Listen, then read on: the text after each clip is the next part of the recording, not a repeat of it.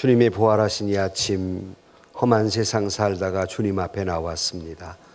겸허한 마음으로 주님의 부활의 음성을 기다립니다.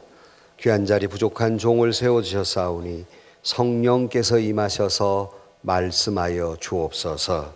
부활의 주님의 음성을 듣는 소중한 시간이 되게 하여 주옵소서. 예수님의 이름으로 기도하옵나이다. 아멘. 할렐루야.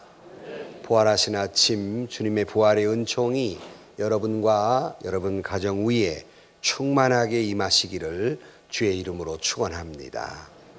마태복음 28장 6절 말씀에 그가 여기 계시지 않고 그가 말씀하시던 대로 살아나셨느니라. 와서 그가 누우셨던 것을 보라. 천사가 부활의 소식을 전한 것처럼 이 부활절날 아침 부활의 소식을 피차 나누면서 부활의 은혜와 축복이 더욱 넘치시기를 주의 이름으로 축원합니다. 기독교 신앙에 크게 두 가지 중요한 기둥이 있습니다. 그 하나는 십자가입니다. 기독교의 십자가를 빼놓고는 아무런 말을 할 수가 없습니다.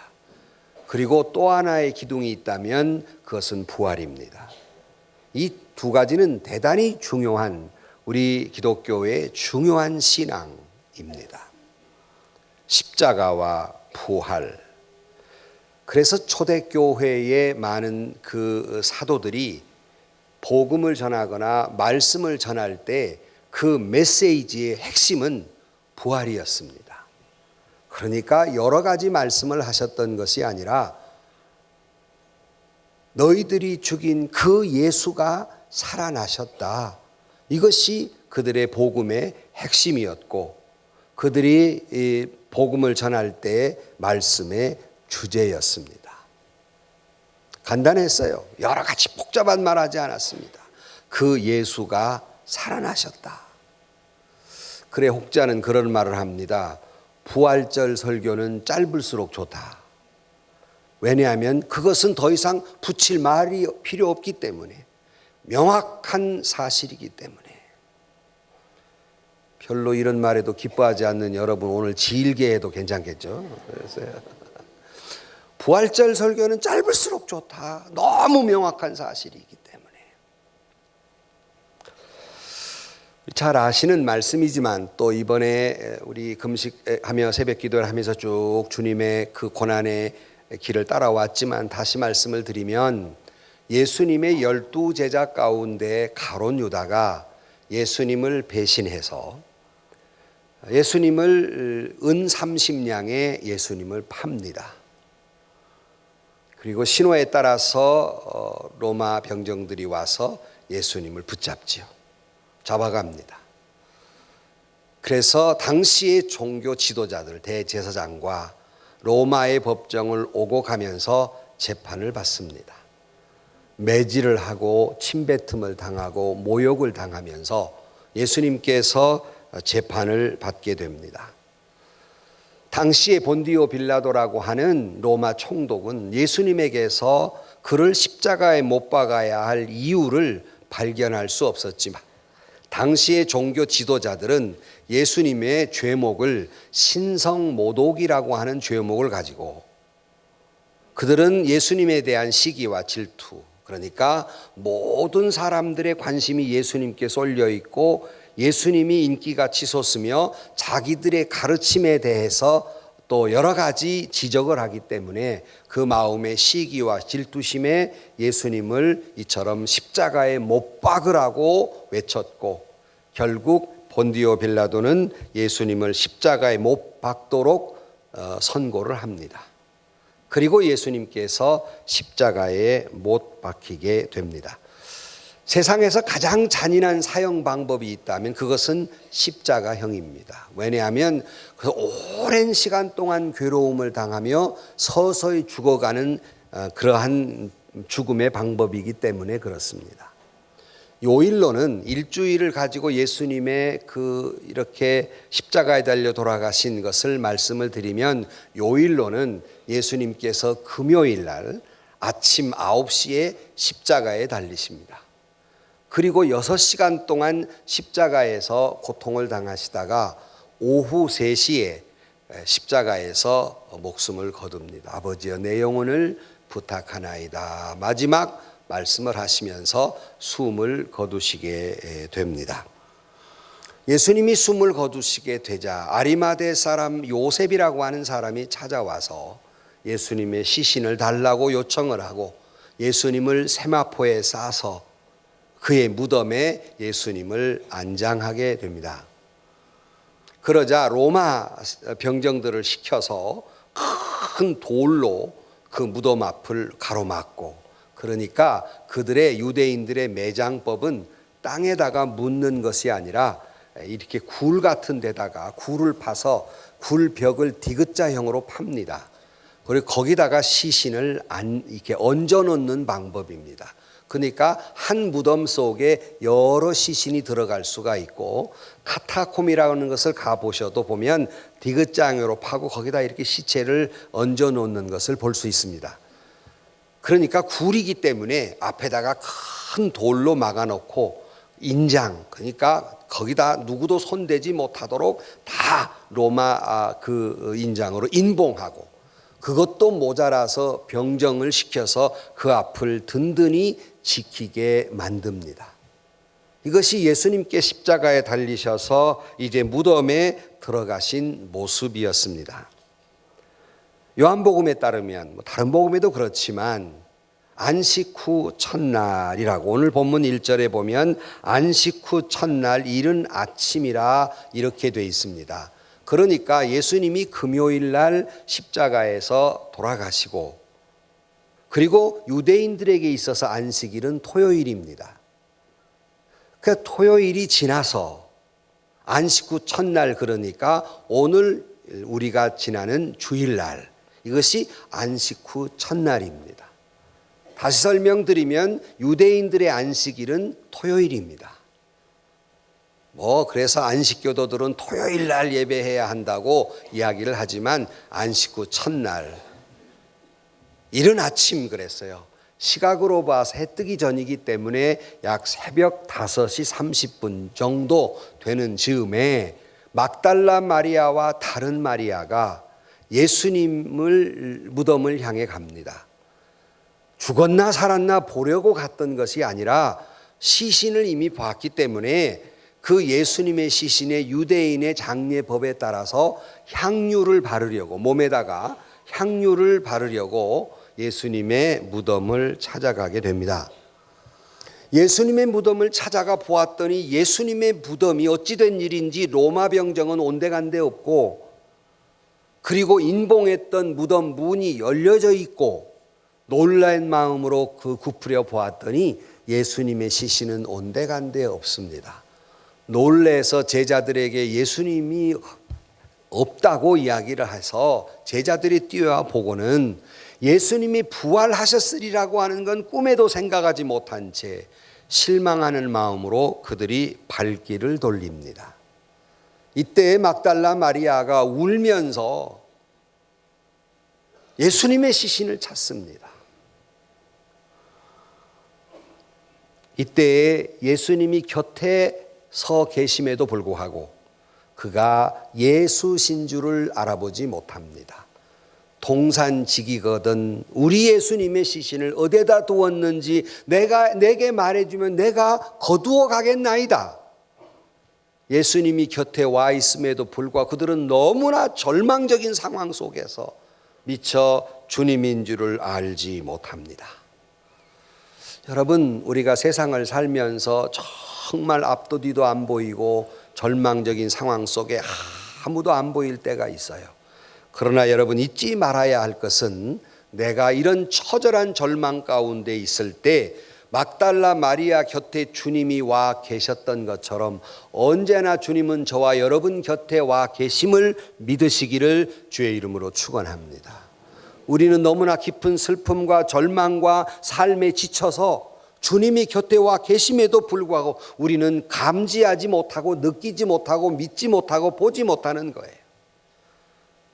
그러나 마리아 곁에 주님이 오셔서 마리아야 부르실 때에 그때서야 마리아가 어디서 익숙한 목소리, 주님의 목소리인 줄 알고 그제서야 예수를 발견하게 되고 주님의 부활을 목격하게 됩니다. 여러분, 우리가 조금 전에 말씀드린 대로 이 주일은 그래서 안식 후 첫날이에요. 다시 말하면 주님이 부활하신 날. 초대교회는 2번 예배를 드렸어요. 그러니까 안식일에도 예배를 드렸지만 안식 후 첫날, 주일날 주님이 부활하신 날, 너무 기쁜 날이기 때문에 또 예배를 드렸습니다. 이렇게 2번을 예배를 드리다가 점점점 초대교회는 주일날 예배를 드리는 것이 정례화 되었습니다. 그래서 주일날 예배를 드리게 된 것입니다. 그런 의미에서 보면 여러분, 우리가 부활주일을 지금 지나고 있지만 교회력에 따라서 우리 믿는 사람들은 매 주일이 부활주일임을 믿으시기를 주의 이름으로 축원합니다. 매 주일이 주님의 부활을 기념하는 날이에요. 요일적으로 보아서 매 주일이.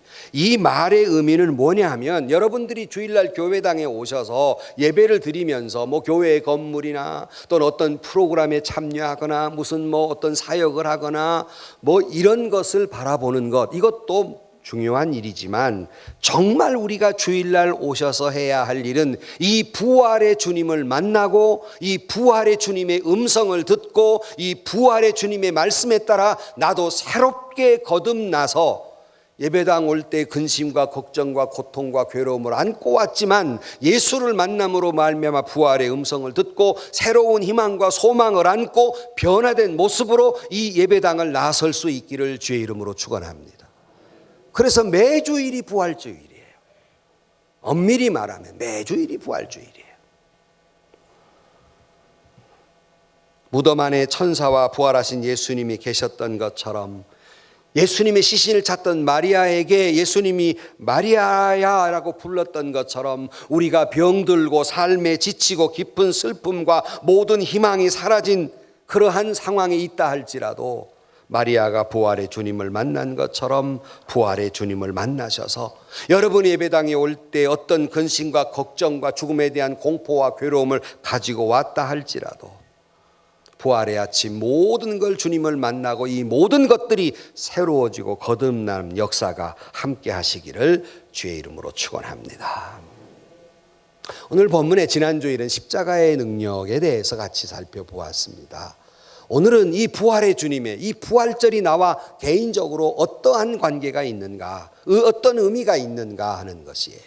부활의 능력, 주님의 부활하심이 내게 어떤 능력으로 다가오는가, 주님의 부활은 나에게 있어서 무엇을 말씀하고 계시는가 하는 것입니다. 그 첫 번째가 주님의 부활은 저와 여러분에게 영원한 생명을 약속하고 계심을 믿으시기를 주의 이름으로 축원합니다. 다시 말하면 주님이 부활하셔서 영원한 생명을 이루듯이 그를 믿는 자마다 우리도 부활해서 영원한 생명을 누리며 살게 될 줄로 믿습니다. 이것이 주님의 부활의 능력이에요. 그래서 요한복음 11장 25절로 26절 말씀에 예수께서 이르시되 나는 부활이요 생명이니 나를 믿는 자는 죽어도 살겠고 무릇 살아서 나를 믿는 자는 영원히 죽지 아니하리니 이것을 내가 믿느냐. 좀 이렇게 나오면 아멘을 좀 해봐요. 이래야 어떻게 궁짝이 맞지. 참 설교하기 힘들어 좌우지간에. 눈치가 이렇게 없어요. 다시 읽어볼 테니까 한번. 내 말이 아니라 주님 말이니까 아멘 해야 될 거 아니에요. 다시요. 예수께서 이르시되 나는 부활이요 생명이니 나를 믿는 자는 죽어도 살겠고 무릇 살아서 나를 믿는 자는 영원히 죽지 아니하리니 이것을 내가 믿느냐. 이것이 부활절 아침 우리의 주님을 향한 응답이어야 해요. 이 말씀에 아멘. 다시 말하면 주님의 부활은 내게 생명을 주신다는 말씀이에요. 여기서 이것을 내가 믿느냐라는 말, 이것을 믿으라 그런 말씀이에요. 오늘 이 말씀을 확실히 믿고 돌아가시기를 주의 이름으로 축원합니다. 칼 발트는 이렇게 말했습니다.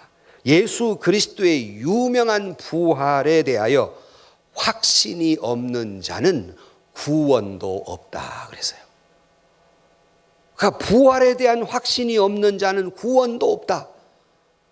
지난 시간에 구원이란 영원한 생명이라고 말씀드렸습니다. 아니, 주님의 부활을 못 믿는 사람에게 어떻게 영원한 생명이 부여되겠습니까? 그러므로 주님의 부활의 능력은 내게 영원한 생명을 약속하고 있는 것입니다. 주님이 부활하셨다. 그 말은 나는 영원한 생명을 하나님의 나라에서 누리며 살게 됐다. 그런 말이에요. 성탄절이 기쁜 소식이듯이 주님의 부활의 소식은 초대교회에는 최고의 기쁜 소식이었어요. 초대교회는 성탄절이 중요한 절기가 아니라 부활절이 가장 1번의 중요한 절기였습니다. 어떤 사람은 그에 이런 말을 해요. 부활의 신앙을 가진 사람에게는 죽음이란 천국을 들어가는 톨게이트다 그랬어요. 그러므로 여러분, 우리가 신앙인, 부활을 믿는 신앙인은 죽음이란 천국을 들어가는 게이트, 문이 되는 줄로 믿습니다. 왜냐하면 내게 영원한 생명을 주는 그러한 관문이기 때문입니다. 고린도전서 15장 20절 이하에 또 이런 말씀을 합니다. 그러나 이제 그리스도께서 죽은 자 가운데 다시 살아나사 잠자는 자들의 첫 열매가 되셨도다. 사망이 한 사람으로 말미암아 있으니 죽은 자의 부활도 한 사람으로 말미암는도다. 아담 안에서 모든 사람이 죽은 것 같이 그리스도 안에서 모든 사람이 삶을 얻으리라. 이때 삶은 영원한 생명이에요. 만약에 예수님이 부활하시지 못했다면 우리의 신앙은 아무런 의미가 없는 겁니다. 예수님이 부활하시지 못했다면 우리 죄도 용서되지 못했단 말이며, 예수님이 부활하지 못했다면 우리도 영원한 사망으로 간다는 말이기 때문에 주님이 부활하시지 못했다면 우리의 신앙은 어리석은 것이요, 가련한 것이요, 부끄러운 것이요, 아무런 의미가 없는 것입니다. 주님이 부활하심으로 우리의 구원이 완성되는 것입니다. 주님이 부활하심으로 우리의 영원한 사망에서 생명으로 옮겨지게 된 것입니다. 인간은 항상 절망으로 삽니다. 왜냐하면 모든 것이 죽음으로 끝나기 때문이에요. 그래서 여러분, 다른 종교를 보세요. 타 종교를 무슨 격화시키고자 하는 말이 아니라 다른 종교는 무덤을 섬기는 종교예요. 마호메트도 공자도 노자도 다 무덤을 섬겨요. 메카를 순례해요. 그러나 우리는 무덤을 섬기는 종교가 아닙니다. 왜냐하면 예수님의 무덤은 빈 무덤이기 때문에. 우리의 신앙은 죽음을 섬기는 종교가 아닙니다. 생명을 말하고 있는 종교입니다. 전혀 다른 거예요. 그러므로 인간이 죽음으로 끝난다면 절망이지만, 저와 여러분에게는 영원한 소망이 있는 것은 저와 여러분에게는 생명이 약속된 일인 줄로 믿습니다. 사람이 죽음으로 끝나면 얼마나 슬픈 일입니까? 얼마나 절망적인 거예요. 여러분 인생 90, 100수를 살아도 그것으로 끝나버린다면 얼마나 절망적인 일입니까? 그러나 우리가 용기와 희망을 갖는 것은 저와 여러분에게는 예수를 믿으니 주님 부활한 것처럼 우리에게도 영원한 생명이 주어진 줄로 믿습니다. 희망을 갖고 사는 거예요. 그래서 이런 믿음으로 살다가 죽어간 사람들의 이야기는 너무나 많지만, 웨슬레는 그가 죽으면서 그래서 이런 말을 합니다. 하나님께서 함께 하시며 만세반석 열리니 내가 들어갑니다 하며 마지막 숨을 거둡니다. 루터는 운명하면서 이렇게 말합니다. 우리 하나님께서로부터 구원이 오는도다. 우리의 하나님으로 말미암아 나는 죽음을 피하는도다. 주님이여 주님이여 주님의 손에 내 영혼을 부탁하나이다. 새벽 예배 때 말씀드렸어요. 적어도 우리에게는 내 영혼을 부탁하나이다. 내 영혼을 부탁할 주님이 계심으로 소망이 있는 줄로 믿습니다. 믿지 않는 사람에게는 자기 영혼을 부탁할 데가 없어요. 내 영혼을 어디다가 부탁할 데가 없어요. 그러나 우리 믿는 사람에게는 하나님이여 주님이시여 내 영혼을 당신의 손에 부탁하나이다. 귀한 은혜가 있어요. 그러므로 여러분, 믿지 않는 사람과 믿는 사람의 죽음의 자세가 틀린 것이에요. 언제든 주님이 저와 여러분을 오라 하실 때 주님 나를 부르신다. 할렐루야, 내가 영원한 생명에 들어가리라. 주님을 찬양하며 여러분 천국 문에 들어가는 저와 여러분들이 되실 수 있기를 주의 이름으로 축원합니다. 언젠가는 그날이 올 것입니다. 이 부활의 신앙을 갖는 자에게는 영원한 생명이 소망이 되는 것이 올시다. 두 번째, 부활의 능력은 그러기에 인간에게 있어 최고의 괴로움이 죽음이라면 이 죽음의 문제가 해결됐으니 부활의 능력은 우리에게 진실하고 참된 평화가 주어지는 줄로 믿습니다. 모든 공포가 사라지고 새로운 희망과 소망이 있기에 두려움도 공포도 물리치고 참된 평화가 임하게 됩니다. 자, 우리가 생각해 보십시다. 막달라 마리아와 다른 마리아가 무덤을 찾아갈 때는 새벽 어스름이에요. 묘지를 찾아가는 겁니다. 스산하지요. 거기다가 예수님이 돌아가셨기 때문에 큰 슬픔과 절망 속에서 그 시신에다가 그제 향유라도 바르려고 그렇게 절망적인 상황 속에 가게 됩니다. 불안과 공포는 극도에 달했지요. 얼마나 슬퍼했냐면 주님이 옆에 있음에도 불구하고 알아보지 못했다고 말씀드렸지 않습니까? 그처럼 슬펐어요. 그러나 여러분 상상해 보십시오. 그런데 어디서 익숙한 마리아야라고 하는 주님의 음성을 듣는 순간, 부활의 주님을 만나는 순간 마리아의 표정은 어땠을까? 나를 째려보지 마세요. 그런 표정이 아니야. 죽었던 예수님이 살아났다는 모습을 보는 순간 얼마나 기쁨과 환희로 가득 찼을까? 이것이 부활의 주님을 만난 사람의 모습입니다. 기쁨과 환희가 있기에 그 얼굴에는 참된 평화가 있고 슬픔이 변하여 기쁨이 되는 줄로 믿습니다. 이것이 부활의 주님을 만난 자의 평화입니다. 산 자들을 죽은 자 가운데 찾지 말아라. 그러므로 죽음을 상징하는 무덤이 생명으로 가득 차게 됩니다. 이 사실을 발견한 막달라 마리아, 참된 평화가 그들 마음속에 찾아오게 됩니다. 인간에게 있어서 죽음이라는 것이 큰 공포이고 어디 죽음만 있습니까? 미래에 대한 불안과 질병에 대한 불안과 고통과 위험이 우리에게 있는 것이 우리가 살아가는 인생입니다. 어려움이 있어도 공포스럽고 불안하지만 어려움이 없이 잘 돼도 인간은 불안해요. 왜냐하면 무엇이 또 언젠가 뭐 잘못될까 하는 염려가 있기 때문입니다. 이것이 모두 죄로 인한 인간에게 죽음이 있기 때문입니다. 이 죄로 인한 죽음의 공포를 극복하는 것, 바로 이것이 부활이며, 부활의 주님을 만나는 순간 이 모든 것들이 극복되고 참된 평화가 임하게 될 줄로 믿습니다. 그러므로 요한복음 14장 1절에 늘 제가 그 장례식 때마다 읽는 구절입니다. 너희는 마음에 근심하지 말라. 하나님을 믿으니 또 나를 믿으라. 27절 평안을 너에게 끼치노니 곧 나의 평안을 너에게 주노라. 내가 너에게 주는 것은 세상이 주는 것과 같지 아니하니라. 너희는 마음에 근심하지도 말고 두려워하지도 말라. 주님의 이 위로하심이 이 부활절 아침 부활을 믿는 여러분들에게 임하기를 주의 이름으로 축원합니다. 너희는 마음에 근심하지 말아라. 하나님을 믿으니 또 나를 믿으라. 내가 세상이 주는 평안이 아니라 진정한 하나님이 주는 평안을 너에게 주노니 너희에게는 영원한 평강이 있으라. 이것이 부활절 아침 주님이 마리아와 제자들에게 하신 말씀이에요. 너희에게 평강이 있을지어다. 요한복음 16장 33절에 이것을 너에게 이르는 것은 너희로 내 안에 평안을 누리게 하려 함이라. 세상에서는 너희가 환난을 당하라. 담대하라. 내가 세상을 이기었노라 그랬습니다.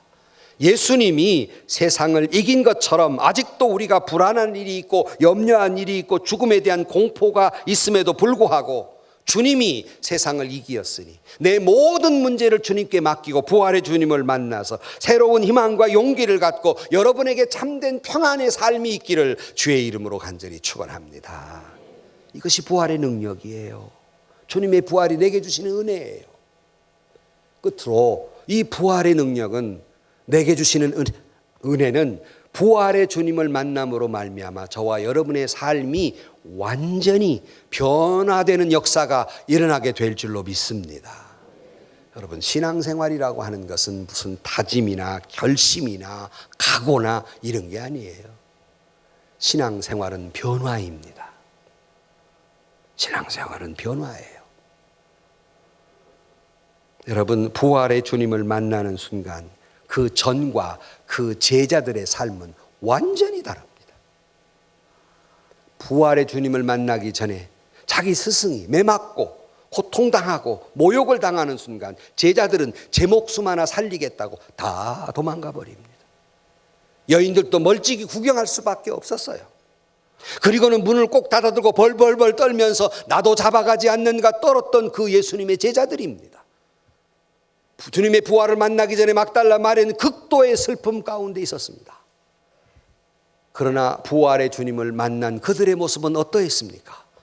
막달라 마리아는 그 모습을 보고 참된 기쁨으로 뛰어가 내가 주님을 만났다고 많은 사람에게 고래고래 소리를 지르며 부활의 증인이 됐고, 예수님의 제자들도 벌벌벌 떨고 지 목숨 하나 구하겠다고 떨던 이들이 예수님 부활했다는 사실을 믿자 목숨이 아깝지 않았어요. 왜? 죽어도 부활할 것을 믿기 때문에.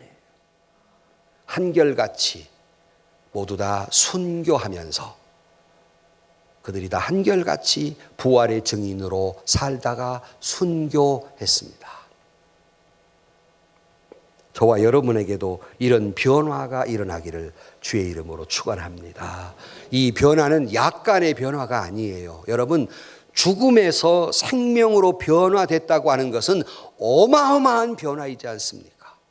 죽음의 길을 가던 사람이 생명의 길로 가게 됐으니 엄청난 변화를 이룬 거예요. 그러므로 스데반 집사도 돌에 맞아 죽어가면서도 부활의 주님을 보았기 때문에 자기를 돌로 쳐 죽이는 사람을 위해서 저들의 죄를 용서해 달라고 기도할 수 있었고, 그렇게 죽어가면서도 얼굴은 천사의 얼굴을 하고 있을 수 있었던 것은 부활의 주님을 만났기 때문입니다. 사도 바울이 예수를 믿는 자는 다 죽여야 된다고 생각하고 체포영장을 가지고 예수 믿는 사람을 쫓아다니며 스데반을 죽이는데 앞장섰던 사도 바울이 다메섹 도상에서 부활하신 예수님을 만나는 순간 전혀 다른 인생으로 바뀌어서 그때부터는 예수 그리스도의 부활을 알리는 부활의 전도자로 평생을 살게 됩니다.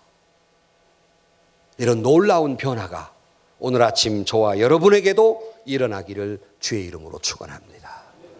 부활의 주님을 만나면 우리가 완전히 새로운 삶을 살게 되는 것입니다. 그 중에 하나가, 완전히 새로운 삶 가운데 그 중에 하나가 이제부터 새로운 사명이 주어지게 됩니다. 21절 예수께서 또 이르시되 너에게 평강이 있을지어다. 조금 전까지 그 말씀입니다. 그 다음에 이어지는 것, 아버지께서 나를 보내신 것 같이 나도 너희를 보내노라. 부활의 증인이 되라고 무서워 벌벌 떨던 그들에게 문을 박차고 나와서 생명을 걸고 부활의 증인이 되라고 사명에 살라고 그들을 내보냅니다. 이 부활절 아침 우리가 변화되어야 할 첫 번째는 막달라 마리아나 제자들이 죽음을 보러 갔다가 주님의 모습을 발견하는 순간 부활의 증인으로 살아갔던 것처럼 이 문을 나서는 순간부터 저와 여러분의 삶도 부활의 증인으로 살아가시기를 주의 이름으로 축원합니다. 그래서 곧장 저기 봐, 그 사람에게 나아가라, 전도하라. 제일 듣기 싫은 소리가 전도라는데 오늘 할 거예요. 곧장 우리는 부활의 증인으로 사는 거예요.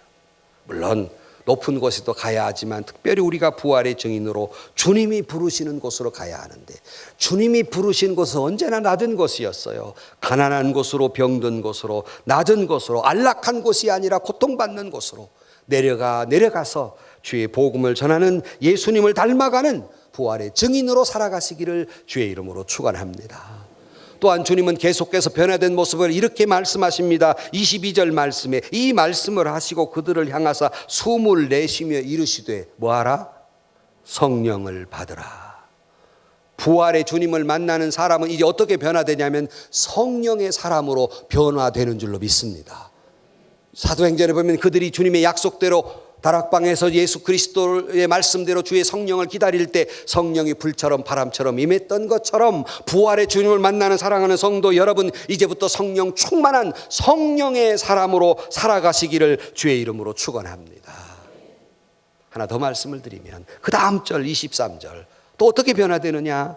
너희가 누구의 죄든지 사하면 사하여질 것이요 누구의 죄든지 그대로 두면 그대로 있으리라 하시니라. 이 말씀 속에 깊은 의미는 사랑의 사람이 되는 것입니다. 부활의 주님을 만나는 사람은 용서와 사랑의 사람이 될 줄로 믿습니다. 우리는 지금까지 용서의 주간을 지나면서 사랑과 용서를 이야기했고 십자가의 능력은 사랑과 용서라고 말씀드렸습니다. 부활의 주님을 만난 사람도 사랑과 용서의 사람이 됩니다. 그러기에 예수님을 3번씩이나 부인했던 베드로에게 주님이 물었던 것은 왜 그랬냐가 아니라 그럴 수 있느냐는 꾸지람이 아니라 질문이 무엇이었습니까? 요한의 아들 시몬아, 내가 나를 사랑하느냐 였습니다. 다시 말하면 부활의 주님은 베드로에게 회복시켜 주실 것이 있었습니다. 그것은 사랑이었습니다. 주님을 향한 사랑, 하나님이 맡겨둔 양떼들을 향한 사랑을 회복시켜 주시기를 원하셨습니다. 그래서 왜 그랬냐고 꾸지람하기 전에 네가 나를 사랑하느냐, 내 양을 가서 사랑하라고 말씀하신 것입니다. 오늘 부활의 주님을 만나는 사랑하는 성도 여러분, 우리에게 절실히 필요한 것은 주님을 향한 사랑과 사람을 향한 사랑이 회복되는 이 아침이 되기를 주의 이름으로 축원합니다. 험한 세상 살다 보니 모두가 성격이 거칠어지고 험한 세상 살다 보니 우리가 너무나도 비정해지고 냉정해졌어요. 이제 우리는 주님의 마음으로 변화되어야 합니다. 주님의 마음으로 변화된다는 것은 잃어버린 사랑을 회복한다는 것입니다. 오늘날 교회가 가장 있어야 할 것이 사랑인데 가장 부족한 것이 사랑입니다.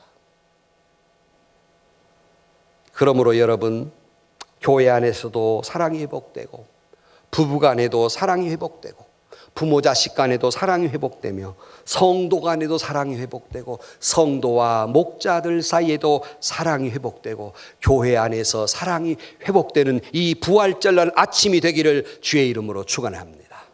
이처럼 부활의 주님을 만나면 사명의 사람이 되고 성령의 사람이 되고 사랑의 사람이 되는 것입니다.